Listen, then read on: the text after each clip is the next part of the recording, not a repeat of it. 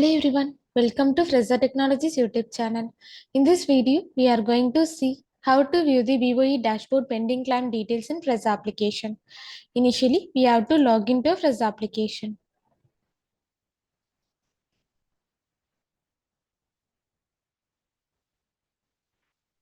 After your successful login, this is how your dashboard looks.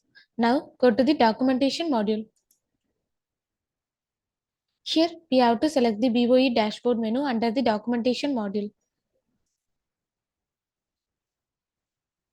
In BOE dashboard page, we have to select the date range. Then we have to click the submit button. Now we can see the open job details along with job number. Then we have to click the pending claims button.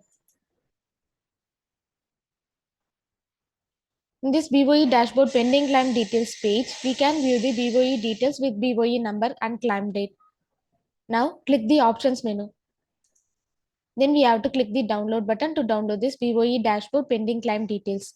This is how to view the BOE dashboard pending claim details in Fresa application. Thanks for watching.